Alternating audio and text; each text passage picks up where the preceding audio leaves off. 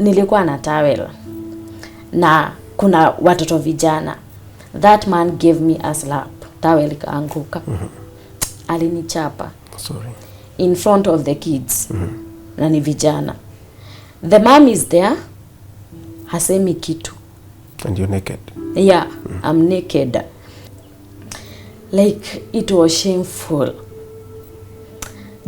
Especially juu ya watoto, you know?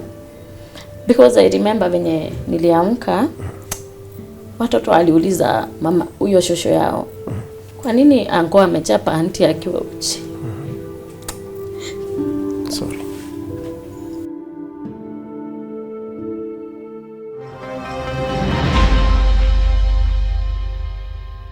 Tuko family, welcome to this episode of Tuko Talks. My name is Kingori Wangeshi. Our guest is Irene Njeri Wangoi. She will take us through her very young marriage, the challenges, what made it break down, and what is she up to now. Let's welcome Irene. She calls herself Minister Irene. Irene, karibu Tuko. Asante sana. Yes. Thank you so much, Mr. Kingori. I'm Irene Njeri, a single parent of 2 daughters. Yeah, naishi Thika. Yeah. What do you do? Okay. Nimesomea cosmetology. But sasa sio kazi yenye nilikuwa nafanya. Of late, like, I had a business because I'm business oriented. So nimekuwa nikirun business from like 2023 until early this year. Mambo zingine zikatokea hivyo, then I had to kufunga kwanza. Yeah, so for now sina kazi. Okay. Yeah. Let's get right into it. You were married very young. Na kuna watu juzi nilisema ati college ya mtu ilikuwa ni ndoa. Wakaanza kunichokoza kwa comment section. But even yourself, when did you get married? I was 18. Yeah, like immediately after school. Yeah. After Form 4? Yeah. After high school? Did you go to college? No, I didn't. So college ilikuwa ni ndoa. Ilikuwa ni ndoa. Usituchape sana. I mean, sometimes when you're having these conversations, it's good to lighten the moods or the moment. Because sometimes they are very heavy stories. True. Tusilie tena sana. So, mulipatanaje na alikuwa mtu wa aina gani aliyekuwa?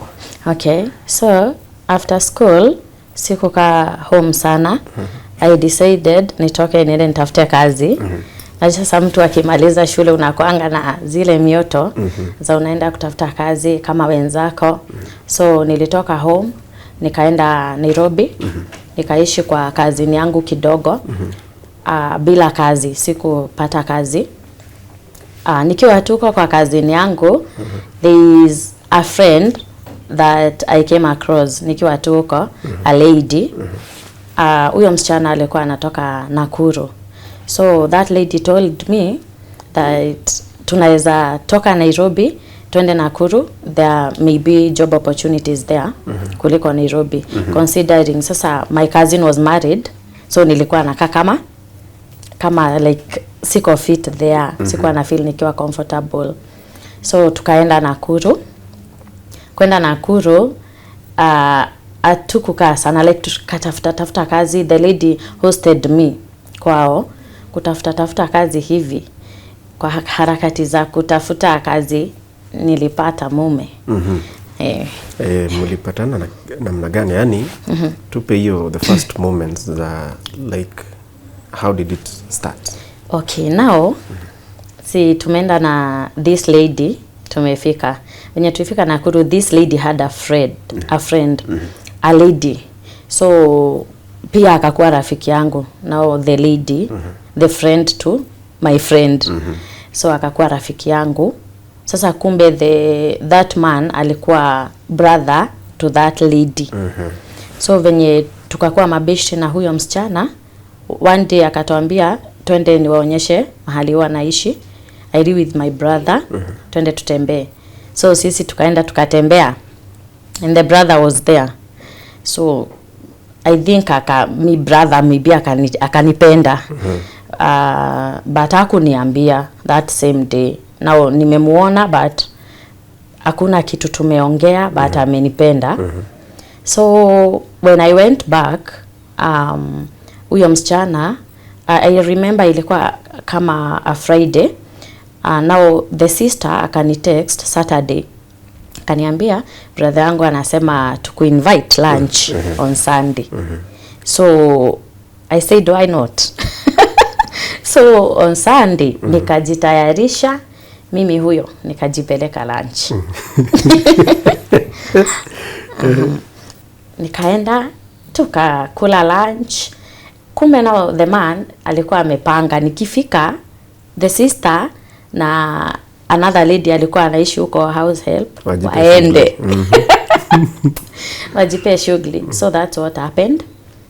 Tukabaki tukiwa wawili. Na venye tulibaki tukiwa wawili, akaniambia aliniona na akanipenda. Kama anaweza kuwa girlfriend yake. And I said why not? Sikuwa na mtu. I was young, I think I was even naive. I just said yes. So si mimi nikakuwa girlfriend. Hiyo usiku nikaenda, nikarudi nikijua mimi ni girlfriend. Tukakaa, I think tulikaa kitu 2 weeks. Tukiwa sasa girlfriend na boyfriend. Now 2 weeks then akaniita tena and I went, but sasa tulikuwa tunaonana. Tukaonana na akaniambia he wants to marry me.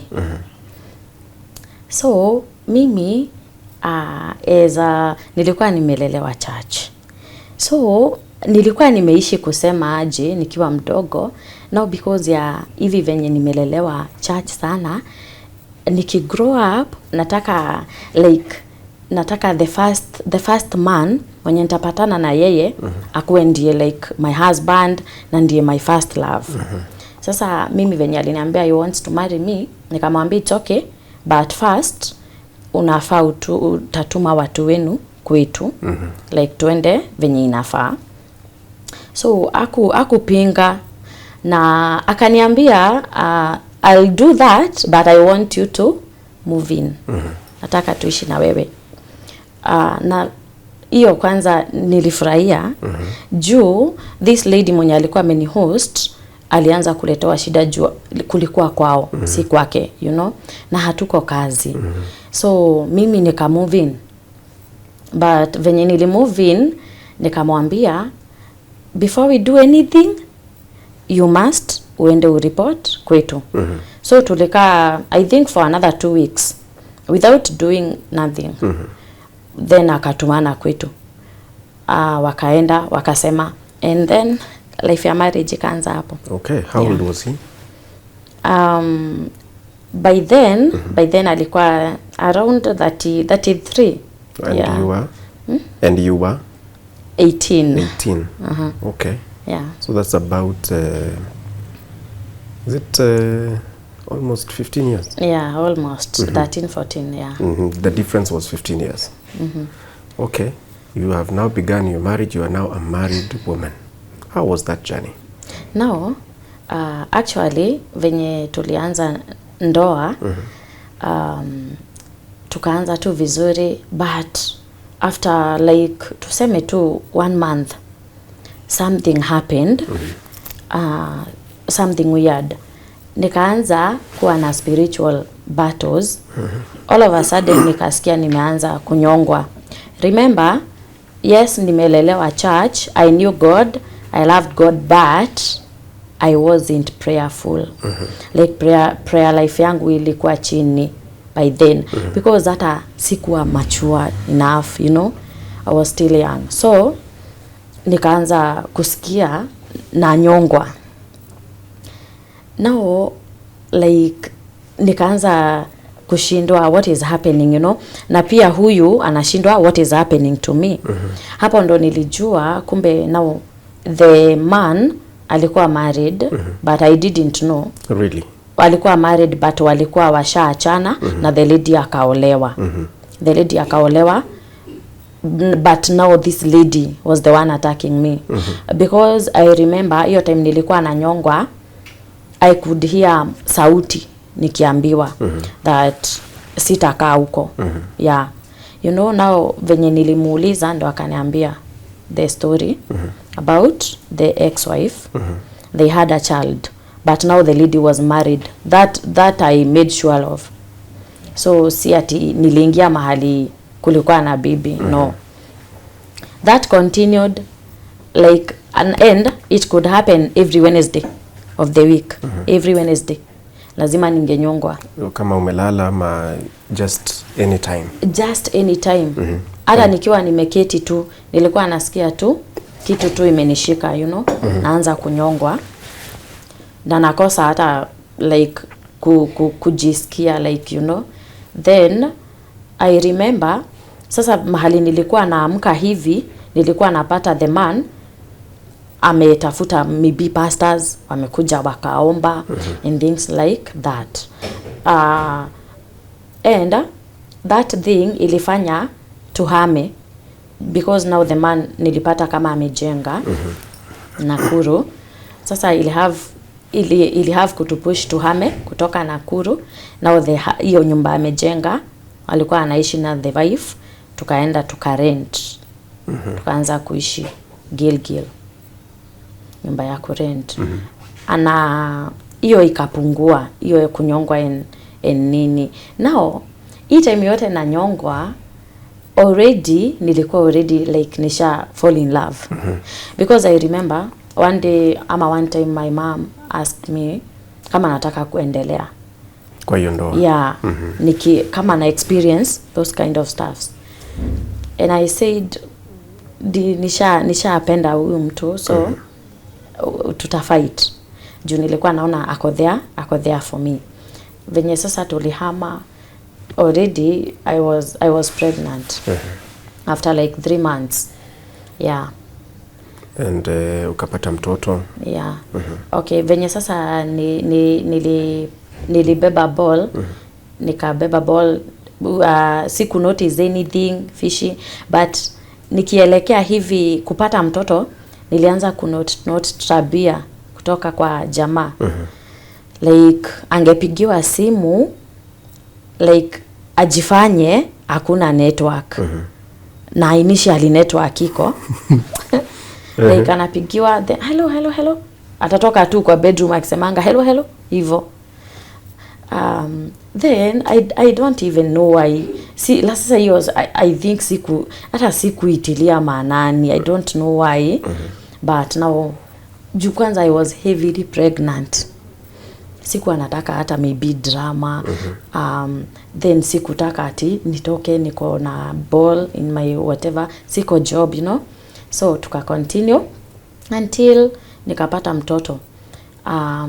Venye nilipata mtoto alisema nao tutarudi kwa ile nyumba. And that we did. But sasa hapa kwa kupata mtoto alinipeleka hosi. The day alinipeleka hosi, nikaenda theater. Kuenda theater kutoka nilimpata ashakuja kuniona. Venye nilipelekwa kwa ward, now that man came with a woman, with another lady. He came to see me with a lady. Na I felt bad. You didn't know the lady? I didn't know her. Na nilimuuliza like who's this lady? Akaniambia ni bibi ya rafiki yangu but waliachana. Oh. You know? Alafu sasa hii time uko na uchungu, you know? So hata sikushindania because by the end of the day sitaweza kutoka niende na yeye. So akavalisha mtoto nguo, then wakatoka wakaenda. But venye walienda nilimpigia simu nikamuuliza mmeenda wapi na huyo mama. Akaniambia simi nimeenda kwa nyumba, yeye amerudi kwake. But I came to know walienda na yeye. Wapi? Kwa nyumba. Nyumba yenu. Yeah. Nao hiyo ikaisha, kanikujia, tukarudi home, nimepata mtoto. Sasa hapo ndio mashida zilianzia. Because venye sasa nilienda kwa nyumba, I remember after like 1 week aliniambia ule mama nilikuwa nimekuja kukuona na yeye hosi. Anasema kama anaweza kuja. Anaweza kuja inaitangwa kufanya aje? kukupikia, tuseme kukupikia, kukusaidia. Nikamwambia hapana. Why? Because wewe si umepewa ruhusa. Kwani umepewa ruhusa ya nini? Si ni ya kunichunga. Why should another lady akuje aniangalie? Especially that one. Na nakumbukanga alikasirika. To a point nilimuuliza, mbona inakuuma? Kwani who is that lady to you? Kaniambia achana nayo nini, you know, unaona tu amekasirika, there is something. Ni venye tu singeweza kupoint. So we continued. Now alikuwa mtu anaenda kazi mbali, anakuja. So I remember mtoto akiwa tu mdogo alienda kazi mbali, venye sasa like alitoka hiyo leave ya paternity. Sasa alirudi wapi? Kazi. Na akaenda mbali. Now the child was like 4 months. Mtoto akaanza kugonjeka. Na sasa aliniacha nikiwa peke yangu, na nyumbani ni mbali. Tuko Nakuru na nyumbani ni mbali. So hakuna mtu alikuwa ananichunga. So I was alone na mtoto. Na mtoto akaanza kugonjeka, tunalazwa hosi, tunatoka, na hakuna kitu hata ilikuwa inapatikana. Mtoto atagonjeka tu and nothing. So tukakuwa in and out. Huyu mwanaume aya nao akakuwa anaenda na anarudi. To a point akaniambia, now because hii imekuwa too much ya mtoto kugonjeka na nawaacha peke yenu, I suggest muende niwapeleke nyumbani kwetu, mkae huko until ile time yenye nitarudi. Haya. Now before that, hii time yenye alikuwa ametumwa kazi, kuna mama tulikuwa tumetafuta wa kunifulia nguo. Juu singeweza kufua nguo. That lady, venye baba mtoto aliniambia nakuja siku fulani, ilikuwa Wednesday, alikuwa ameniambia nakuja on Friday.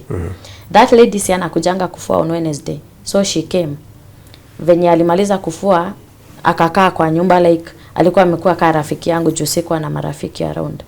Tukiongea na yeye, I remember that lady akaniambia, nikamwambia by the way on Friday baba mtoto anakuja, utakuja kunisaidia kupika chapo. Alikuwa anapenda chapo. Alikuwa anapenda chapo. So akaniambia ni sawa, nitakuja kukusaidia. Kwanza nilikuwa ndo nimeweka chakula nikule. Nilikuwa nimemserve, nimejiserve. Yeye amekula yake, amemaliza. Hiyo siku naikumbukanga juu hata heri angekubali tu nimalize chakula yangu. That lady venye nilimwambia kukaa, akaniambia by the way, wana huyo mwanaume unasemanga ni bwana yako? Huyo mwanaume ujichunge sana.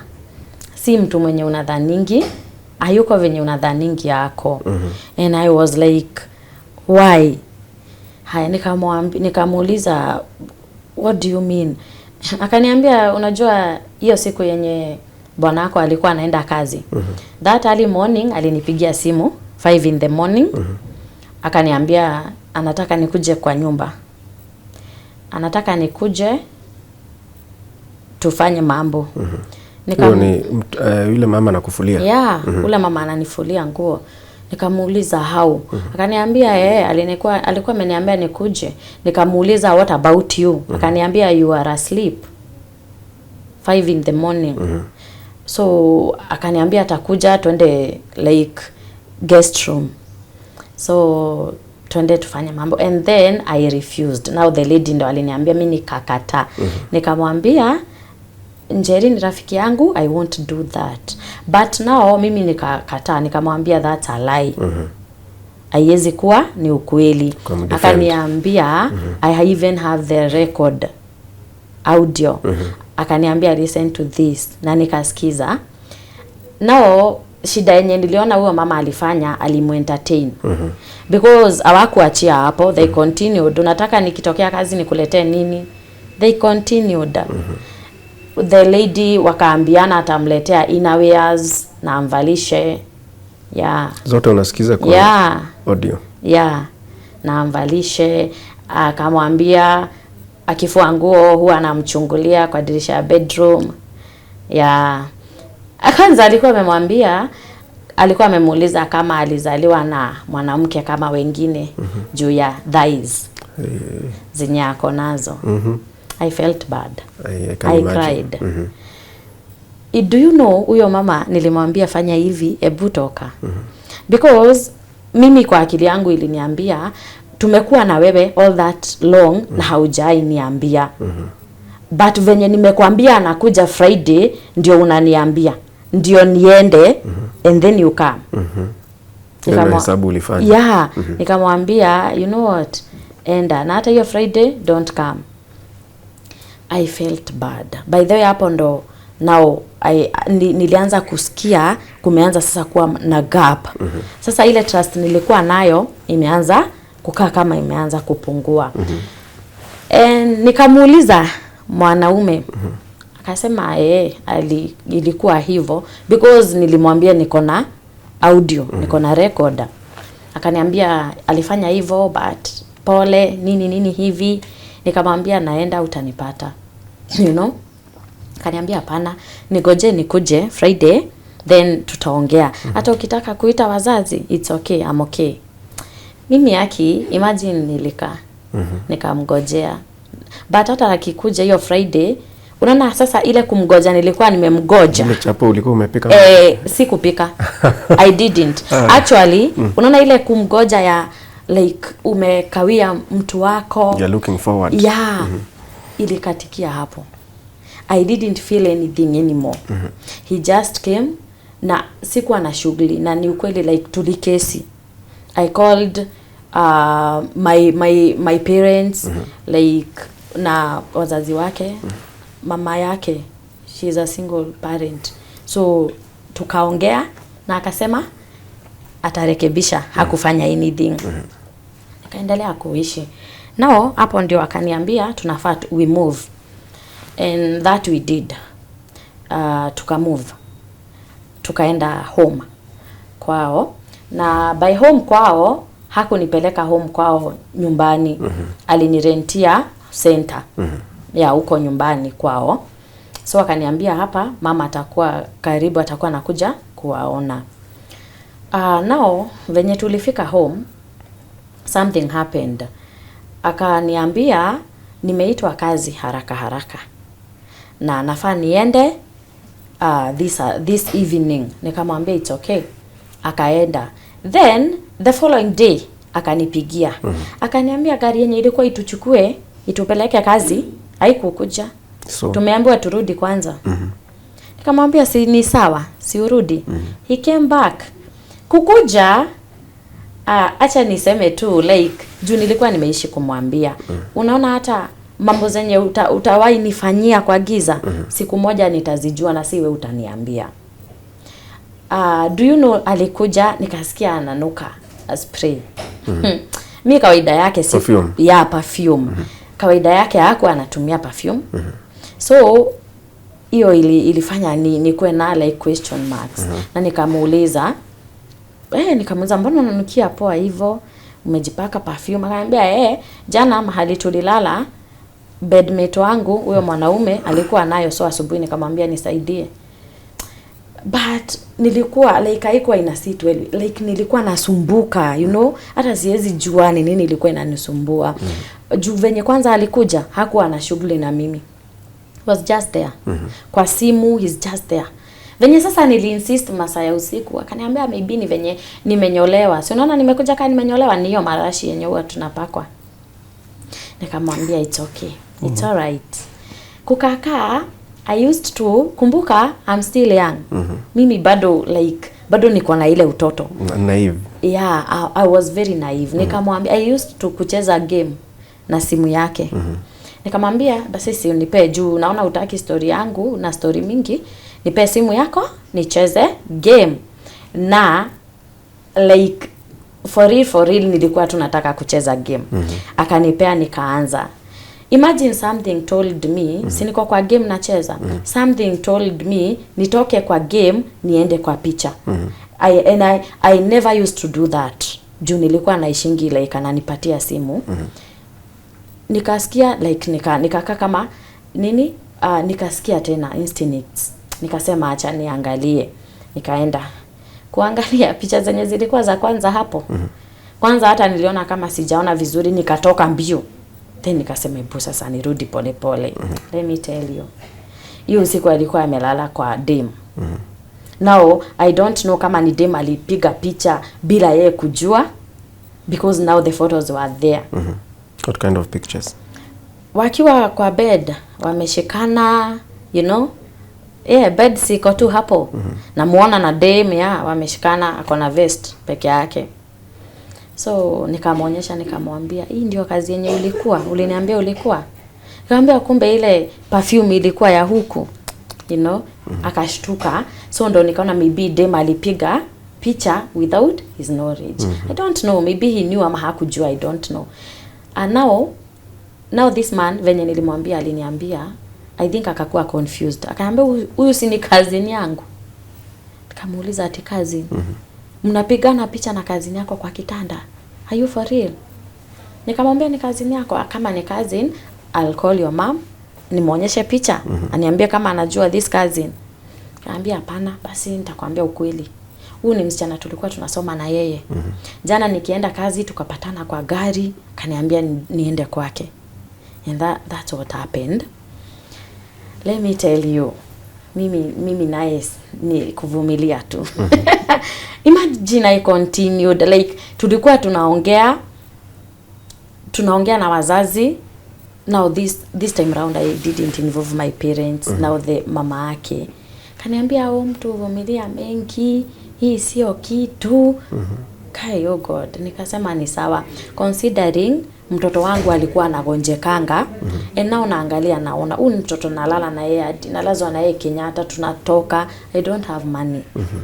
Home hakuko poa. So ndo maana sikuwa natoka, you know. Alafu let me say I love that man. Ndio maana so that happened. Sasa tumeongea na sasa akaenda. Kuenda juu ya mtoto kugonjeka sana, she developed vidonda reaction ya dawa. I didn't know alikuwa na react na sulfur. Nao mtoto akagonjeka, uso yote ikajaa vidonda. Ilikuwa imeingia hadi kwa makucha. Ilikuwa inakula kila mahali, place kuna like opening. Juu hii kitu hata ilikuwa karibu ikatike. Like alikuwa anakaa kama ni kuchomwa. Haya, now remember the dad ameenda. Haya, now nikamwambia, because venye mtoto alianza kudevelop tu vitu tudogo, nikampeleka hosi, alikuwa anatritiwa homa. So ilikaa sana kabla nijue what was the problem. We tried like hospitals, anatritiwa homa, mara tunaenda tunaambiwa sijui ni ile atikutajwa na matembaya, you know. So ikafikia point the dad had to come. Venye alikuja tulipeleka mtoto hosi na yeye. Kumpeleka hosi na yeye, venye tu hosi mnakuanga mmepanga line, there was a lady mwenye tulikuwa tumekaanisha. Na akaniambia ati you know what, mama yangu by the way anaweza wasaidia. She is very prayerful. Anaombeanga watu na magonjwa na zinapona. And I was like interested because nimejaribu, nimechoka. So nikamwambia si basi utatupeleka. Now the man hakukataa. Akasema hata nitaenda nimwambie tuwapigie simu. Tukatoka hosi after sasa mtoto ametritiwa. Tulikuwa tumeenda sasa hata akidungangwa shindano. So venye tulienda home, the lady called immediately. Akasema nimeambia mom, amesema mnaweza kuja kesho. Hakukuwa mbali. Kulikuwa like tukiwa kwao ni Kaharati, kulikuwa sides za Genda. Hizo ni parts za Murang'a. Ya Murang'a. Tukaenda, tukafika kwa now the prophetess. Alikuwa prophetess. Alikuwa anajiita nabii. So tukaenda na akaona mtoto, and now she started praying. Now that lady I don't know. Unajua sasa, one thing nimekwambia sikuwa prayerful at all. Nilikuwa naomba tu ile ya chakula. I wasn't prayerful. So venye huyo mama tulienda, I don't know venye alifikiria ama venye aliweza kuangalia akaona anaweza maybe to brainwash. Because now venye tulienda na tukatoka kwake, si sasa bwana, the man amempea namba, ameachia that lady number ya simu. Venye tulienda home, that lady alianza kucommunicate na the man. Na kukakaa alituita tena na the lady. Akatuambia kuna maombi nafaa kuwaombea kesho, mkuje. Tukaenda. Venye tulienda, that lady said one thing yenye nakumbukanga sahi, nasema that's why, you know. Aliuliza nao the husband, akamuuliza ati, do you know who your wife is? Unajua bibi yako ni nani kwa nchi ya kiroho? Now the man said no, I don't know. Akamwambia this is a very big person in the spiritual realm. Ati ni usiku niliona tukiwa na yeye, sijui tumekaa sijui wapi, I don't know. Now it's like that lady knew something, also something that I didn't even know. By that time I didn't know, I myself didn't know who I was or what she meant by who I am. So I think hiyo ilimpea woga ya maybe nitamjua. So maybe alidhani nani sasa bwanako? No, the lady venye maybe alionyeshwa venye anasema aliona who I am. Because unaona the way to like wachawi hujuana, pia mtu mwenye like akona ministry ama calling, ni rahisi sana ujue mtu in the spiritual realm. Sasa maybe alinijua before mimi hata nijue what I have. And akaona the only way ndio a benefit, because I would say alipiga hesabu ya kubenefit kutoka kwetu. The only way ata benefit kutoka kwa that man ni aniondoe. Because alinijua in the spiritual realm, nitamjua. Now at this point, progress ya mtoto ilikuwa namna gani? Because mlikuwa mmeenda kuombewa kwa sababu ya mtoto. Bado hakuwa amepona. Na unaona sasa kwa hii harakati ya tumeenda first time tumerudi, by that time my mom akauliza around na akaambiliwa hospital inakuanga Thika yenye mtoto anaweza enda atibiwe, and we went. Venye tulienda huko mtoto kutolewa samples, ndio akajulikana alikuwa na nini, na reaction na sulfur. So nilikuwa sasa mtoto akaanza like kuoshwa akininingi akidress yangwa. So tuseme tu mtoto alikuwa ameanza kuimprove, but hakuwa amekuwa sawa kabisa by the time tulikuwa tunarudi kwa huyo mama. So venye tulirudi sasa, venye alimwambia do you know what, tulitoka kutoka that lady. By that time sasa huyo akarudi kazi. That lady started kuongea na yeye without my knowledge. Na what were they talking about? Haya, one day in the morning, now the man called me, akaniambia ati mtoto anaendelea aje na inapoa. Unaona hiyo ugonjwa yenye mtoto alikuwa amegonjeka, alikuwa anarefer that lady as mom. Mama Agenda. Mama Agenda told me that ni wewe umezurura, na sasa ukizurura then ukuje unyonyeshe mtoto, you are the cause. Wewe ndio umefanya mtoto agonjeke. I cried. Nikamuuliza aje, hata kama ni kuzurura naweza pata wapi nguvu ya kuzurura mtoto akiwa mgonjwa? Huyu mtoto hata hanipeangi space. Back to back. Hosi. Naweza kuhesabia countless times tumelazwa hosi. Nitapata hata wapi time? Acha hivyo.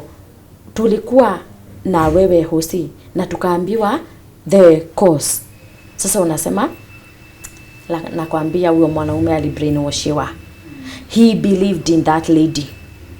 Everything yenye alimwambia, hiyo ndo ilikuwa final.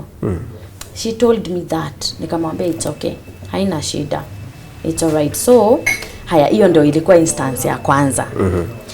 Ya pili, alinipigia akaniambia, naambiwa umeanza kuzurura na watu wa Nduthi.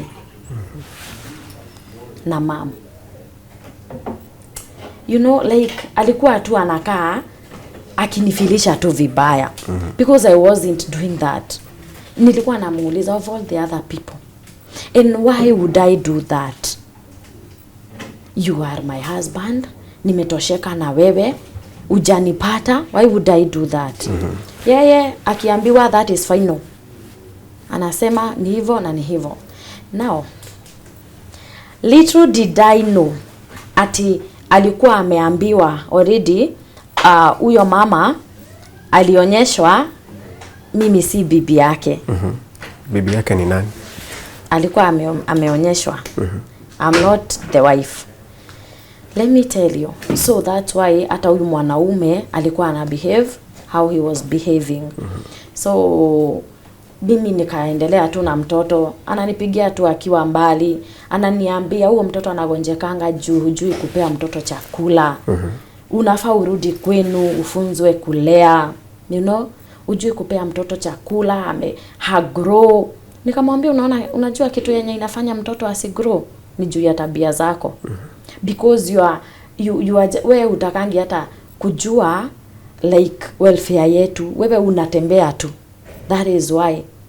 Akaniambia hapana, there's a friend of mine, sijui anaitwa nani, yeye juu anatokanga nje, mbona watoto wake wanakuanga very healthy. Sasa mwanaume mwenzake anatoka nje ya ndoa. Yeah. A friend. Na ananiambia na namjua. Mbona watoto wake wako healthy? Nikamwambia then it's okay.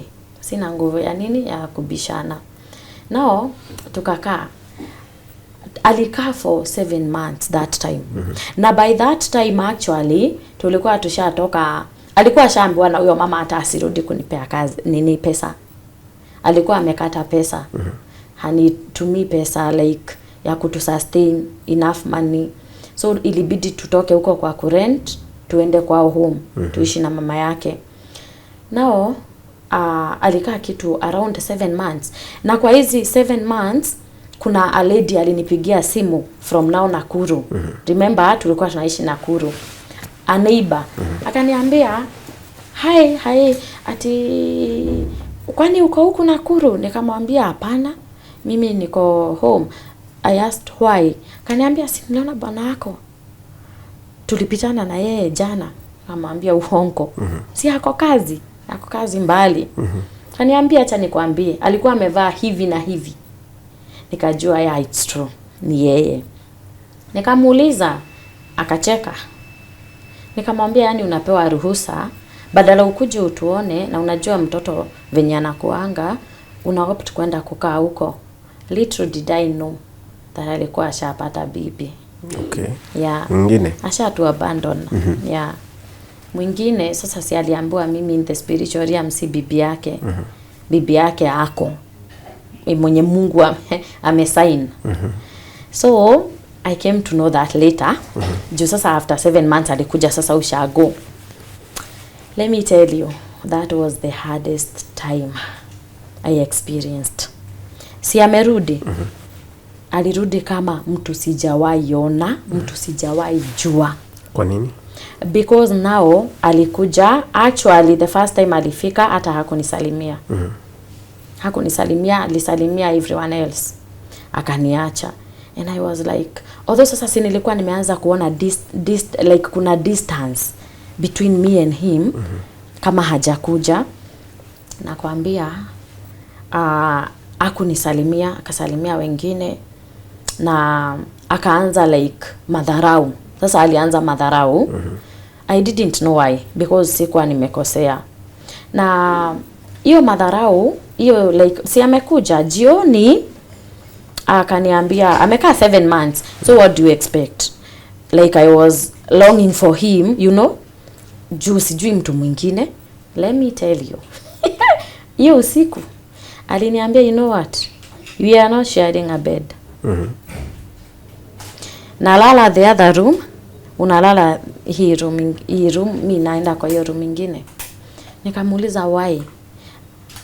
Akaniambia because mimi sahi hata ukaniguza hakuna kitu naweza sikia. Oh God, I felt bad. Nikamuuliza why, what have I done? Nimekukosea. Hataki kusema. Actually aliniambia I need a break. Nikamwambia nikamuuliza why? Just tell me one reason na nitakubali. Hana any reason. Let me tell you. Nikidhani ni mchezo.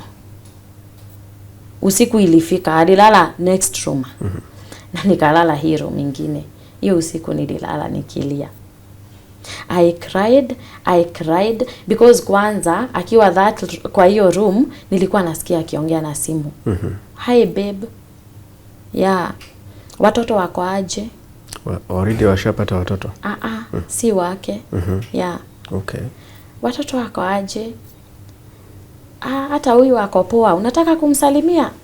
And I'm with the child. Anamkujia. Anachukua mtoto anaenda na yeye.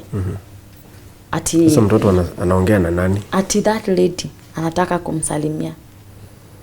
Okay, anamwambia ni nani? Mtoto alikuwa mdogo. So hata mtoto mwenye alikuwa 1 year. So I think ilikuwa tu kunifilisha, you know. Na that happened na ikakuwa ngumu sana because now hiyo time alikuwa like ananiona mimi si mtu kabisa like ningemkaribia anaondoka. I even started like isolating myself. Juu nikikaa like kulikuwa sasa na watu wengi huko, anko yake, auntie yake, hivyo kulikuwa watu wengi. Ningekaa like na wao pamoja, huyo mwanaume angeniangalia hivi, yani angalie vibaya. Ama nikiongea, we are having a conversation, nikiongea hata ongea, anaongelesha hawa wengine. I used to feel bad.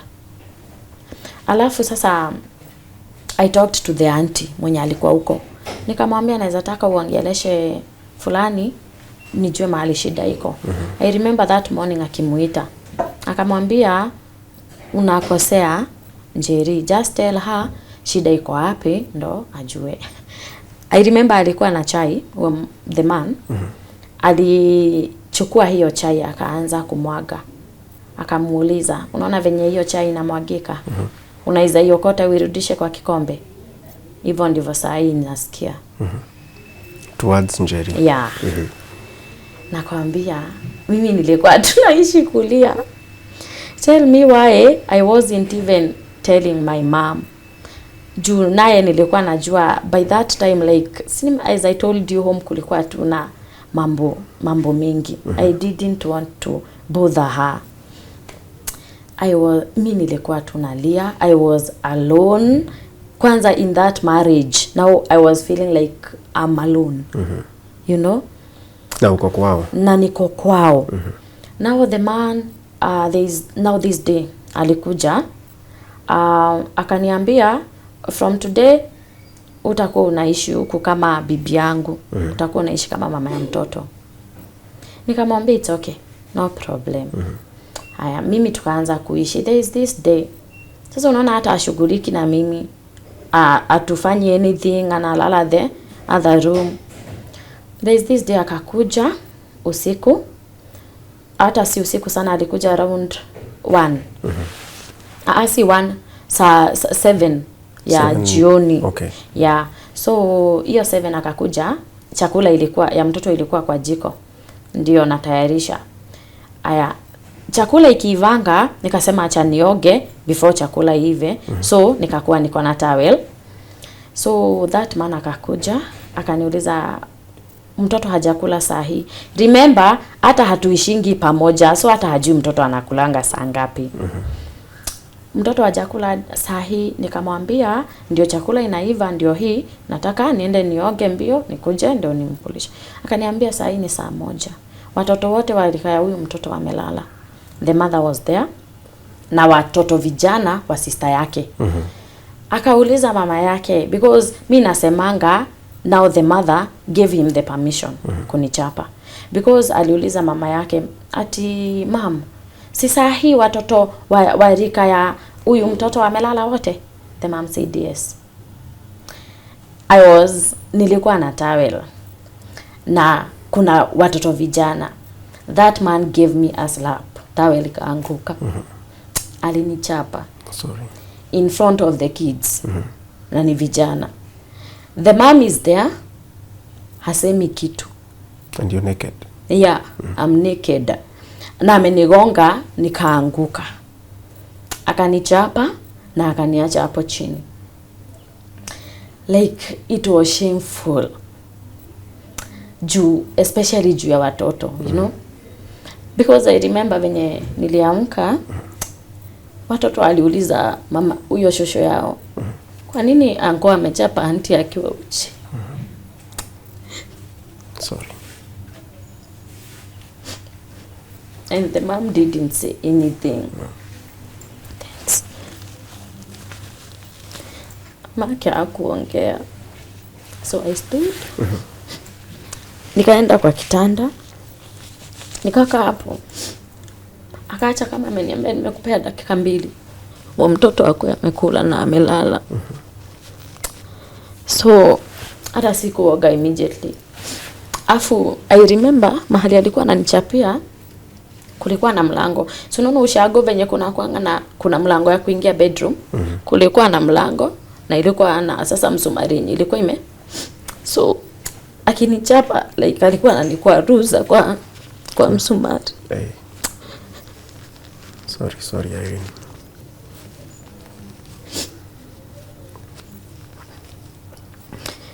And he was telling me that you're not my wife.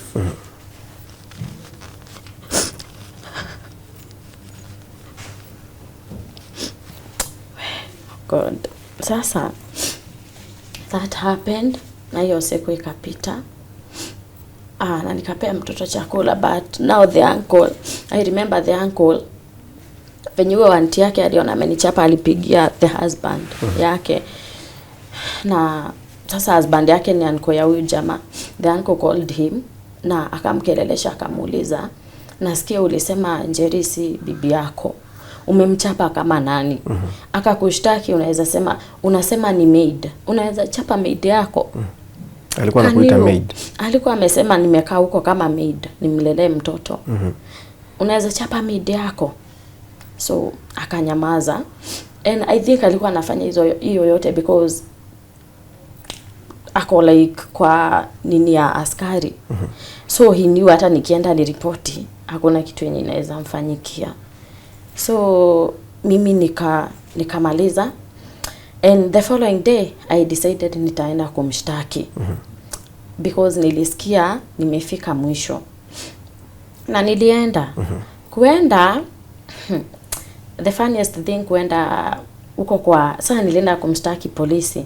Wakaniambia ukishtaki polisi kwa like hao watu kwa polisi like either a risk kazi yake like atafutwa kazi ama nini.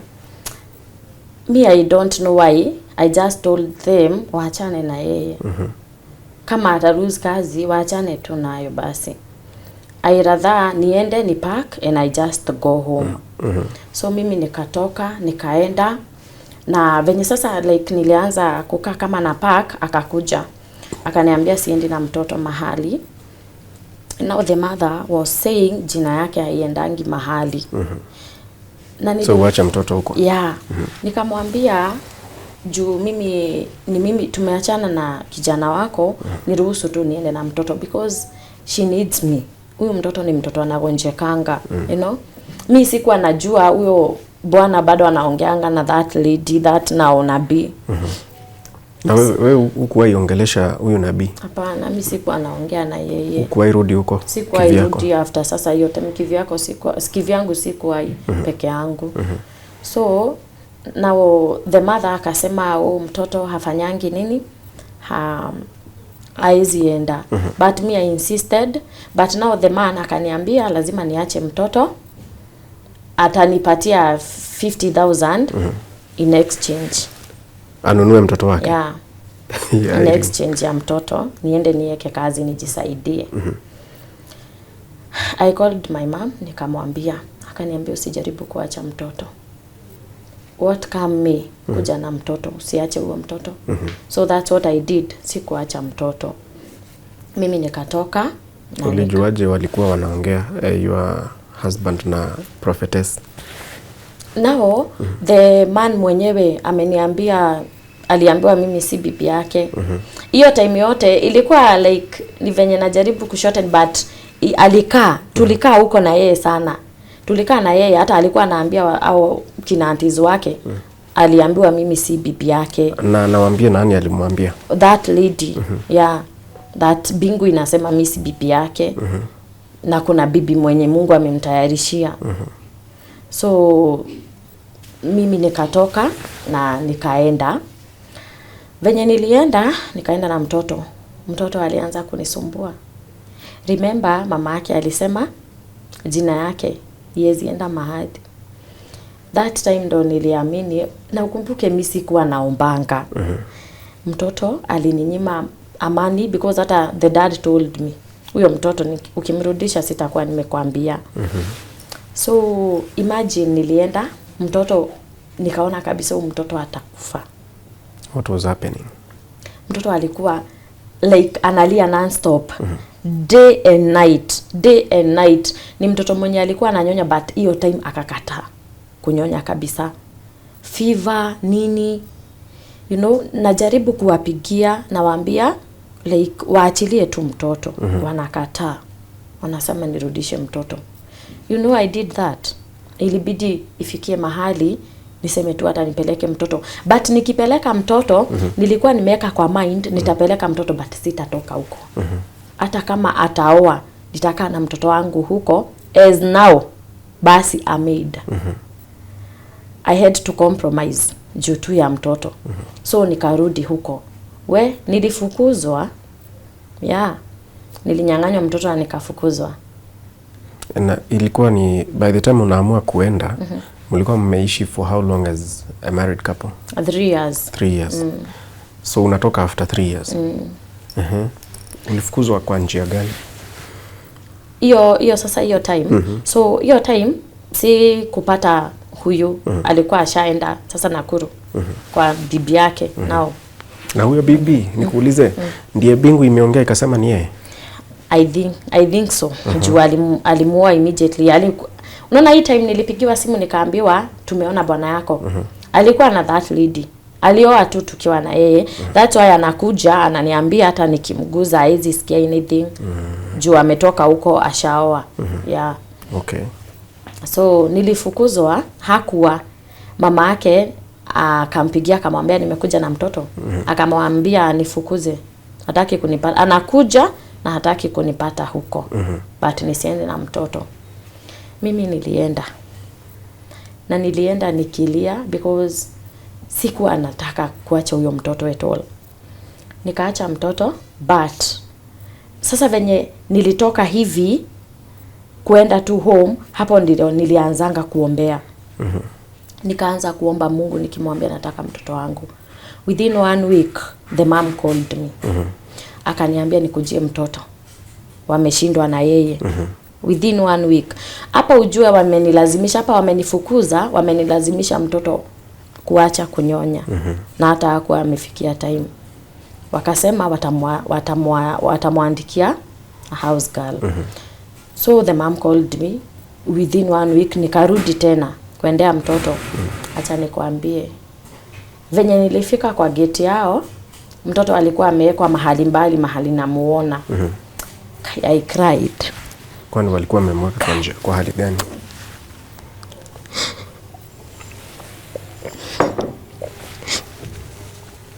Mtoto alikuwa amekaa, amewekwa mahali chini, amekaa chini. Like ulikuwa unaona, I remember hiyo picha ijai nitoka. Ulikuwa unaona mtoto, venye tu unaweza ona mtoto abandoned, lonely. Sorry. Mtoto alikuwa amejimesia, hajatolewa nguo. Nikaenda nikachukua mtoto. hata sikuwaongelesha. Do you know that time nilienda huyo mtoto, tulienda straight ward, kwa ward. Juu mtoto kumbe hata alikuwa mgonjwa, hawajui. Juu the dad si ati yako huko, aliacha mtoto pia huko.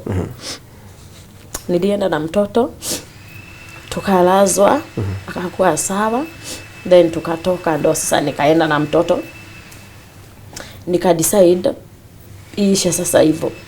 Yeah, now nili make sure time yenye nimerudia mtoto niliongea na mama yake, na nikamwambia like zile maneno like aziandu. Yeah, aziandu. Maneno yakitoka hayarudi. Yeah. Aliongea kanena baraka na kaniambia niende na mtoto. Akikuwa mkubwa asikia watafuta, well and good. And now that's what happened. Sasa hiyo ikaisha. Sasa wewe ndio uko na mtoto. Yeah. Then what happened after that? Sasa hapo ndio ulimalizana na hiyo ndoa kabisa? Yeah. Hapo ndo nilimalizana na ndoa.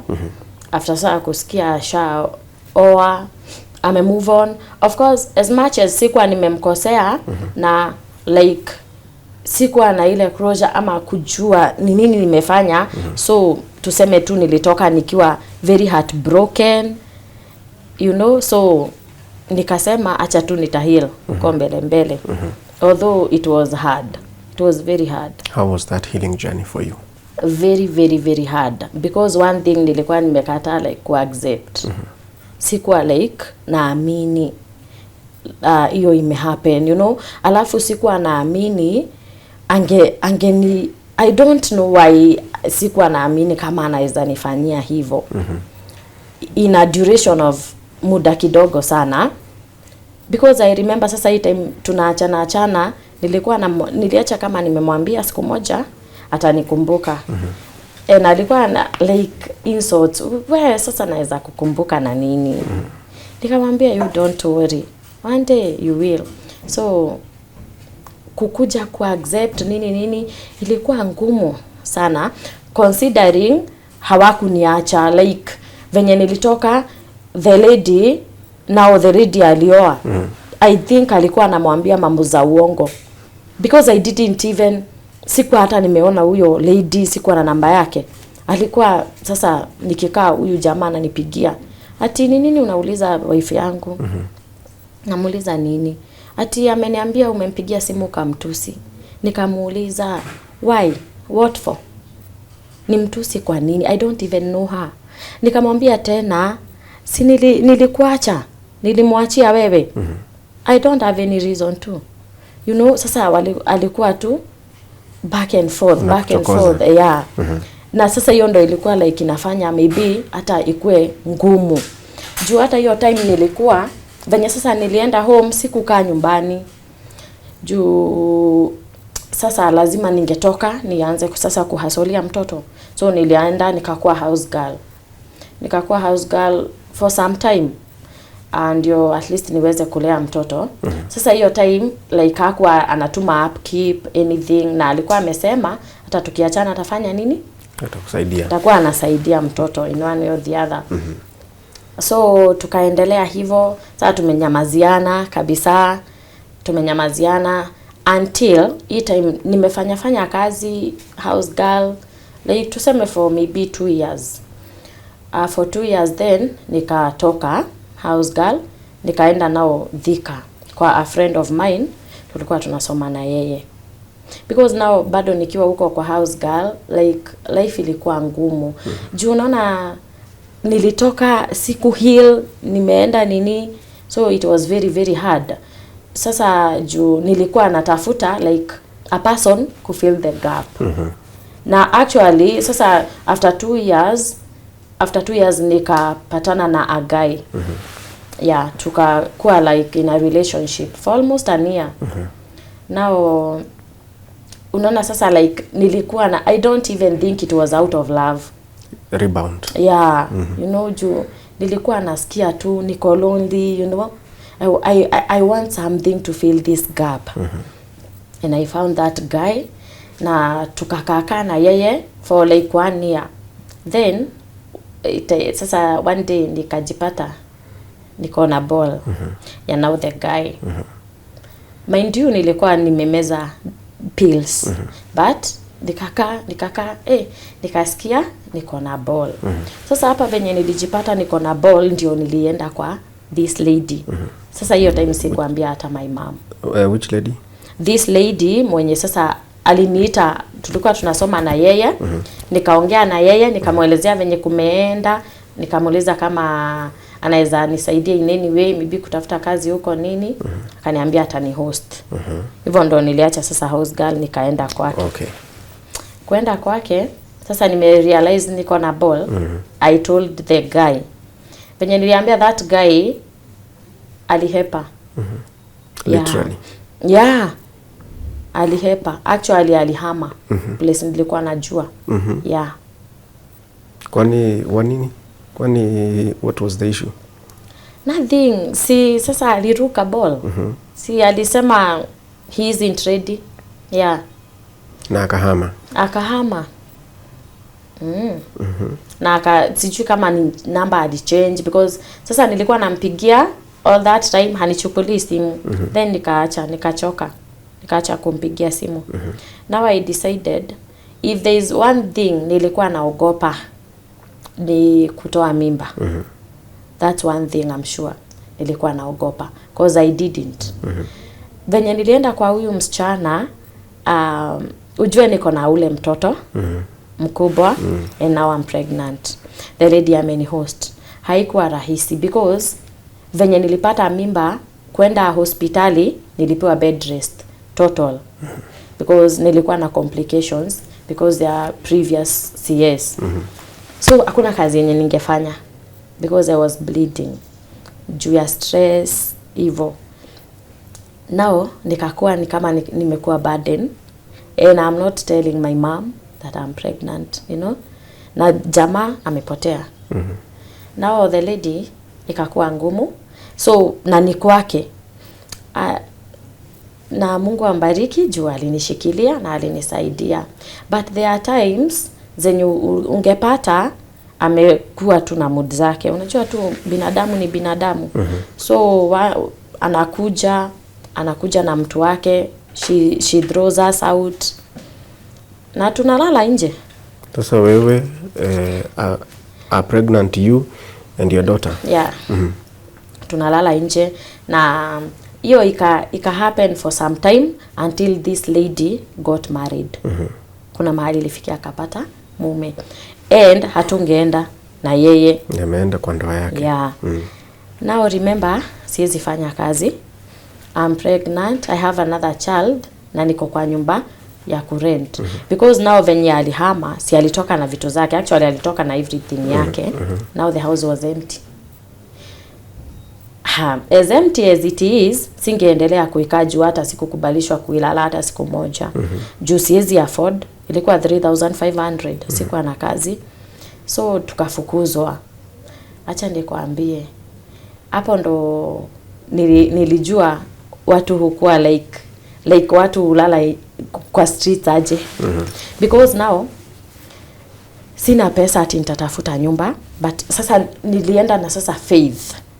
Kama umewahi sikia crazy faith. Nilienda kutafuta nyumba na faith. Siku ya kwanza tulilala nje. Hakuna mtu anaweza kuuliza hata swali. Sasa hiyo I'm very heavily pregnant. So the following day venye tulilala nje, the following day na tunalala njaa. The following day nikaenda nikatafuta nyumba. Kutafuta nyumba, mahali nilipata nyumba ilikuwa 1,500. Venye nilipata nyumba ilikuwa ya mama. I sat down and started crying. Now that lady, she was God sent.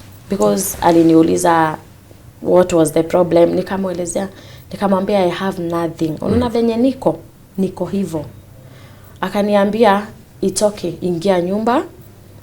Ile siku yenye utakaa vizuri, wewe utanilipa. That's what happened. But now that lady, huyo mwenye alikuwa amenihost, venye alienda, I remember, niliongea na yeye, nikamwambia nimepata nyumba hivyo, and she sent 2K kwa that lady. So tukaendelea kukaa huko. nguo zenye nilikuwa nazo ndio tulikuwa tunatandika, tunalala. Kukula ilikuwa bahati. Sometimes that lady angetupea food. Landlady sasa. Yeah. Sometimes neighbor angetupea food hivyo. But hapa hivi kwa hiyo harakati I came across a man. Juu nikasema hata kama nilipewa bed rest tutafanya aje, na finally lazima tapata mtoto. Kutoka hivyo tu like kuna kuanga, acha nikwambie, na destiny helpers. Penye nilitoka hivyo nikapatana na a man. I didn't even know him. Hata sijui niliweza kumfungukia aje. Juu nilikuwa tu nikiongeleshwa na mtu nalia. Nikienda kutafuta kazi mahali niambiwe hakuna, nalia. So that man told me naweza kusaidia aje. Nikamwambia venye tu naweza ona possible. That man alinishikilia kwa hiyo miezi yenye ilikuwa imebaki without kuniambia anything. I want no this. Strings attached. No. No. Aliniambia nitakusaidia tu, just that. Tuseme tu now be the food, rent, akaanza kulipa rent. Nothing ati kufanya nini ama nini, nothing. Until sasa ikafikia mahali nikaenda kupata mtoto. Yeah. Na you delivered safely? I did through CS tena. Though sasa kulikuwa na complications. Juu venye nilienda kupata mtoto, huyo mwanaume, now the helper, alinyamaza. I don't know for what reason. Hakuwa sasa ananiongelesha. So venye nilienda hosi, na mind you, hii time anatusaidia na food, alikuwa anaileta ikiwa food. Which is good. But sasa sikuwa na pesa venye by the time naenda kupata mtoto. So venye nilienda kupata mtoto, sikuwa kwanza hata nimebuy hadi nguo. Do you remember mimi nikitoka kwa ile ndoa, mimi sikubeba anything. Nilitoka as I was, nikiwa nimesimama na mtoto. So hii time nimeenda hosi, sikuwa na anything, hadi nguo za mtoto. Nilienda hivyo. Nilikuwa tuna one baby show. Na napkin, na hiyo napkin nilikuwa nimeomba neighbor ya mtoto wake, na mtoto wake alikuwa mkubwa. Just that. Sikuwa na pampa, sikuwa na anything. Nilienda hivyo. So there are things zenye obvious mtu uhitaji. Hizo sasa venye tulifika nikaambiwa unafaa kuadmitiwa. Sasa ni ile naenda kwa simu 50, nitumie 50, nitumie so hivyo kukopa, ikafika 800. I remember.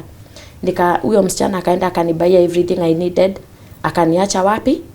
Hospitali. Nilikaa another 13 days hosi. Why? Because they needed scan. I didn't have the money. 1,200. I didn't have it. Actually, I didn't know how I was going to do. Juu alisema lazima uwezi fanywa CS bila scan. Nilikaa huko 13 days. This is how now God came to my rescue that time. There is a lady, unaona venye kitanda mnawekwa wawili. This lady mwenye alikuwa amelala na mimi had a husband. Alikuwa anakuja namuona, anamletea chakula. Now this lady, remember hakuna mtu anakuja kuniona except that lady neighbor. Aya, now alikuwa akibakisha food, tunagawana. Akiletewa hii ananipea because nilikuwa nimeshare story yangu na yeye. This lady akaenda akapata mtoto before me, na alikuwa amekuja after. Venye alienda, mimi innocently nilikuwa naenda na like nikaanza kwenda kumsaidia because mimi bado sijapata pesa. Alikuwa first time kupata mtoto, alikuwa first time mother. Naenda namsaidia. Now this one day the husband akanipata. Nikimsaidia like innocently. Naenda like namsaidia kuempty catheter, juu alikuwa wa CS, kumvalishia mtoto, kumpanguzia that bwana yake akanipata. Venye nilimaliza mimi si nikawaacha, nikateremka like ilikuwa upstairs then. Nikateremka mimi nikaenda kwa bed yangu na nikalala. Nikiwa nimelala nikasikia nimegongwa. Kuamka ilikuwa ni that man, that husband. Akaniuliza akaniambia nikuulize ni nini imekuweka huku for that long? Juu tulikuja na tutakuacha huku. I told him, nikamwambia ni pesa ya scan nimekosa. Akaniuliza how much is it? Nikamwambia 1,200. Akaniuliza only. Nikamwambia ya, akaniambia unaona like vitu zenye nimekuwa nikiona ukifanyia bibi yangu hata mimi mwenyewe siwezi zifanya. Na kwa hiyo that is why I've come to reward you. Nataka usimame uende scan right away. Na kesho ukienda kesho upate mtoto, nitakuachia namba, I'll come see you. Wow. Alinipatia, actually alitoa pesa akaniambia I only have 1,500. And I feel that this is not enough. Ningekuwa na mingi, ningekupatia. Kai, nilifurahia. Mimi huyo nikaenda. Kwenda nini, ameniachia namba. So nikaenda nikafanywa scan na like the previous scar ilikuwa imeanza kuachana from inside. So ilikuwa emergency. Yeah. Wangenieka tena I don't know kenye hata inge happen. So kutoka scan nikakuja. Remember sina nguo. So I don't know nitavalisha mtoto nini. Let me tell you. Unaona sasa huyu madam venye alipandishwa juu akapata mtoto, see there is a replacement, kukakuja mwingine. Huyo mwingine si tukaanza sasa kuvibe na yeye, tunaongea. Do you know what happened? That lady hakuwa na shida like ya pesa ama nini, so alienda scan. Unfortunately, ndio ujue like ndio kuna ambi wangu like everything hutendeka like kwa wema, like in everything kuna kuanga na reason. That lady alipata mtoto wake amekufia kwa tumbo. Yeah, unfortunately. So akarudisha scan akaambiwa, but she had other kids 4. So alikuja akaniambia mimi unajua hata like sitapata mtoto mwingine. So do you know what? Huyo mtoto huyo mama una venye bag alikuwa amebeba ikiwa akanipatia. Wow. Akaniambia valisha mtoto. Sikuwa na nguo hata moja. That is how nilipata nguo za huyo mtoto. Now tukatoka hosi and now we started life. Which hasn't been easy. How has it been? Very tough, very hard. You now have 2 children on your own. On my own. Venye nilitoka, nimerudi kwa nyumba na ukumbuke siko kazi. Ule mzee alinyamaza. So wewe ilikuwa hard. Actually venye nilitoka hosi nikafika kwa nyumba, I remember mtoto alilia nikalia. Because sina maziwa. Sijakula, hata sina plan ya kukula. Now the neighbor ndiye alikuwa akipika ananibia chakula kidogo. She was married na bado alikuwa na struggles kadogo. So nilikuwa maybe once meal per day. By this time mtoto mkubwa alikuwa ashachukuliwa, alikuwa home. Yeah. Okay. Hii time niko hosi. But sina maziwa na niko na mtoto. Alikuwa analia. Huyo mtoto sasa. Yeah. Ikafikia mahali that lady akakatazwa na bwana yake kunipea food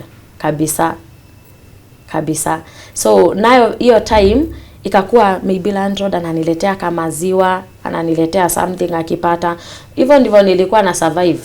Niba akiniletea mkate ndio nitakula, but still mtoto wako anashiba. Because tuliendelea hivyo at 3 months. Sasa mtoto ule mkubwa nilirudishiwa. At 3 months huyo mtoto aliacha kunyonya because I didn't have milk. Nilikuwa na stress, sikuli, akaliacha kunyonya tu. Haon alianza tu kunyonya tu kidole. Yeah, to date. Na pesa ya nani? Hakuna. Singe afford hata ya kupima. Actually nakumbukanga huyo mtoto leo of late ndo nakanga najaribu kufikiria venye tulisurvive ama mtoto alisurvive. Sikumbukangi because nilikuwa naenda unaona hii maziwa ya kupima kwa barabara na nunue ya 20. Unajua inakuanga imechanganishwa. But nilikuwa naiombea mtoto anakunywa na si kila siku. I don't know how she survived. Juu maziwa haikuwa ya kila siku. Yeah. So now, at what point did you start doing business? Okay, sasa mtoto venye alifika 4 months 5 nikaanza kutafuta kazi. Na kazi hata yenye nilikuwa natafuta ukumbuke sikuwa na mtu wa kunisaidia, so nilianza kazi mapema. Na nimefanyiwa CS, so iliniletea shida. So singesimama sana, singeinama sana, but nilikuwa natafuta kazi yoyote. nikapata ya hoteli na nikafanya kidogo. Ilikuwa inanilipa 200 per day. Ni mzuri juu tulikuwa tunakula. Because now ule mwanaume alikuwa na ule helper like alidisappear. Because now afterwards alikuja like sasa now aliniambia mimi sio sister yake. Ala. Yeah. Malipo ni hapa duniani. Yeah. Sio, hakuna malipo mbinguni. Hapa. Akaanza kudemand. Nikamwambia hapana. It won't be possible, so akaenda.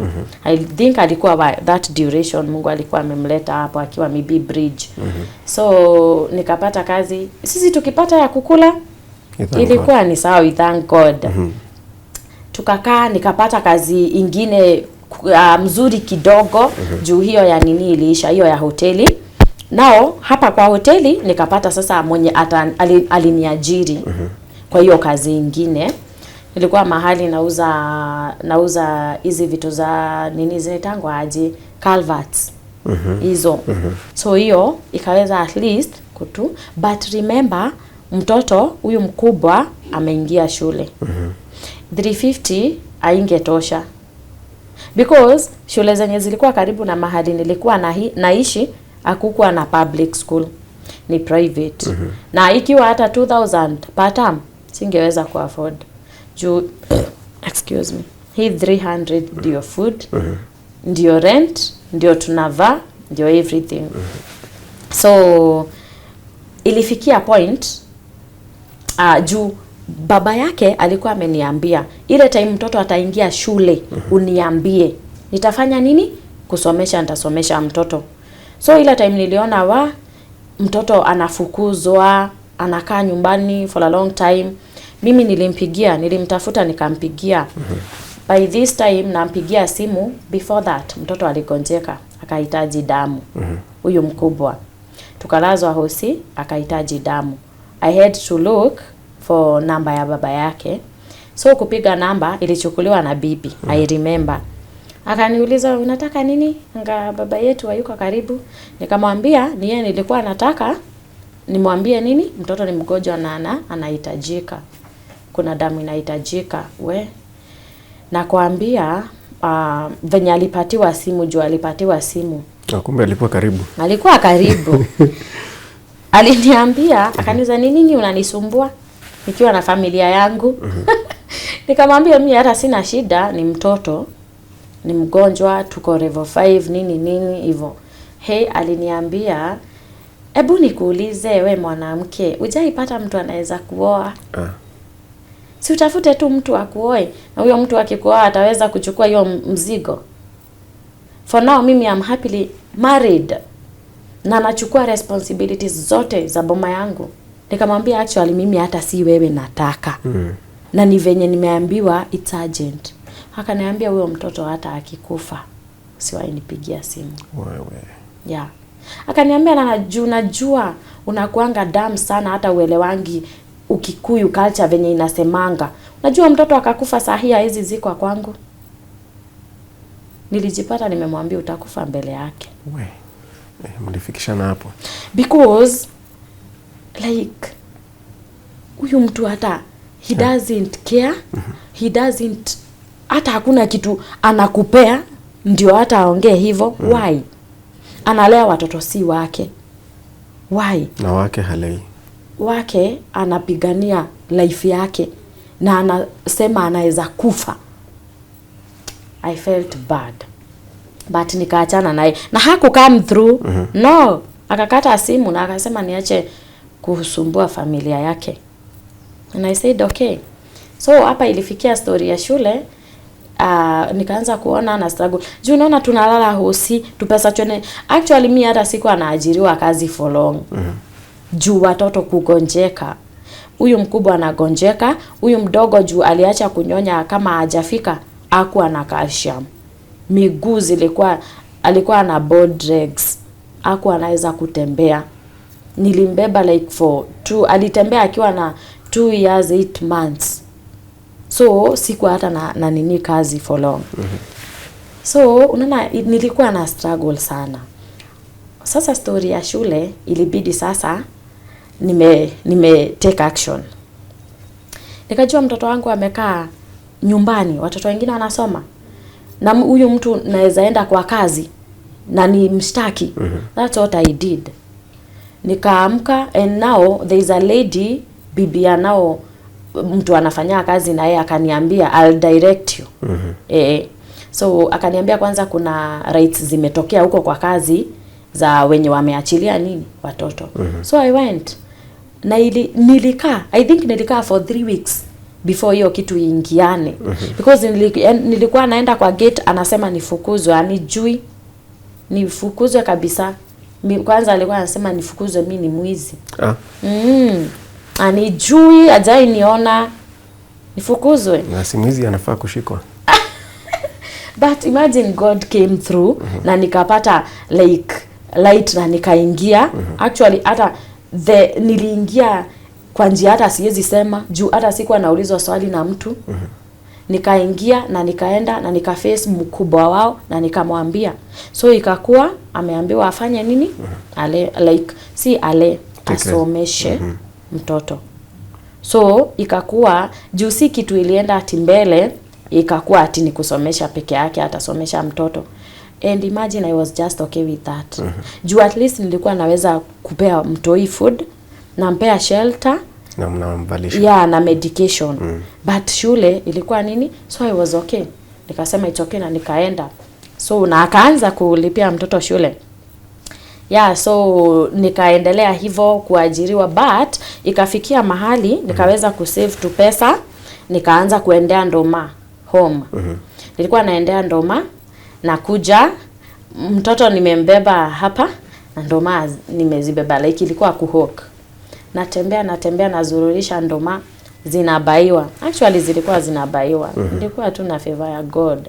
After ndoma nikaona nachoka sana, considering sasa hiyo hata like nini ya CS ilikuwa inaniletea shida.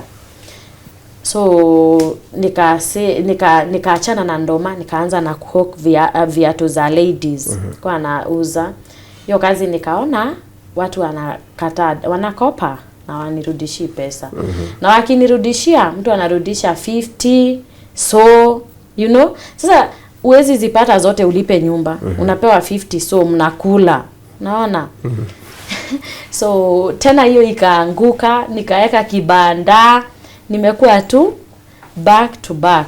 So kuweka kibanda nikafanya, nikaanza sasa kazi ya nikapata mahali pa kuenda acting, nikaanza kazi ya acting. Umeact? Hapa Kenya? Yes. Umeact wapi? Nimeact kwa vipindi kama Zari, nimeact Razizi, lakini sasa nimeact kama background actor. Tunawaitanga extras. Yes. Kwa Zari ulikuwa nani? Nurse. Okay. Nilikuwa na role ya nurse. Nikaact Razizi, nimeact Pink Ladies. Okay. Wale wana watch Zari wanakujua basi. I hope analijua, but iliisha, but kuna wenye walikuwa hata tulikuwa tunapatana na mtu ananiambia nimekuona wapi? Najua sasa, maybe ni hapo. Amejua sasa ni Zari. Ni Zari. Nilikuwa nimeishi nilikuwa ninapendanga kuact sana, because hata shule nilikuwa kwa hizo drama festivals and whatever. So venye nilipata nafasi hivi, so nikaanza nikaweza sasa kusave, juu bado ile kazi haikuwa convenient juu ya masaa na niko na watoto, na considering naishi Thika na most of the times tunakujanga tao kuact. Unapata call time nimeambiwa ni 5:30 in the morning. Nilikuwa natoka kwa nyumba saa 9 ya usiku ndio niweze kumake. Juu kiachwa ni hivyo. So nilikuwa naona si convenient. Alafu tukienda maybe tunaachiliwa saa 8 ya usiku. Nitahave kuenda peke yangu usiku. So save hivyo, nikapata kazi, nikapata pesa capital. Hata kama si mingi nikaweka biashara. Okay. Biashara gani? Nilikuwa na pika chipo. Nilianzia before chipo, nilianzia na kazi ya kurefill gas. Nikabai gas nilikuwa sasa na refilia watu. Afterwards nikachanganya na chipo, but at some point nikamaliza gas juu hazikuwa zinaendana pamoja. Yeah. Najua nauliza ndio tuone progress. Okay. Ulianza ndoma, viatu, umefanya sasa kibanda, gas na acting. Hata ni mingi. You're doing so many things. Yeah. And we hope that they will bear fruits in the long run. Amen. Talk to us about your ministry as we conclude. Okay, so I'm a minister of the word of God. Yeah. I'm a born again Christian, and I do minister. Would you consider getting married once again? Yeah, sure. Because one thing, I'm a family person. Mimi kama kuna mtu anapenda ndoa ni mimi. I think kitu tu nini, it's not yet maybe time, because God's time is the best. But I do pray about it. I really do, because I'm a family person, and actually considering I have a ministry in me, it's been hard to minister as a single parent. It's very hard. As a single person. Yeah. How so, or why? Because of mostly because of temptations. Juu unajua sasa hakuna like we aren't perfect, na along the way unapatana tu na temptations. Venye unaambia tu Mungu akusaidie, but now nimeona ikiwa ngumu because unaona ukiwa like hata Mungu si alisema like ndo maana Mungu hakuumba Adam akiwa peke yake. Alimuumba na akamletea Eve because he saw that alikuwa lonely. Yes. So along the way utakuwa lonely, utapata temptations, and you need that person.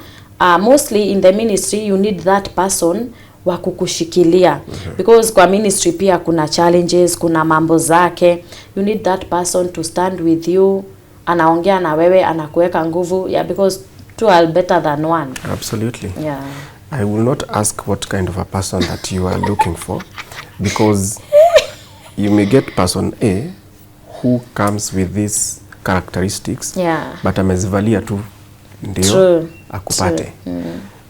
So wewe you will discern. You pray for inakuwa yangu na Mungu tu. Yes. You will pray for discernment. Yeah. And we wish you very well. Thank you. Maybe you can give out your contact, and you never know. Yes. Not necessarily for that purpose, but for support. Oh yeah, sure. Yes. Okay.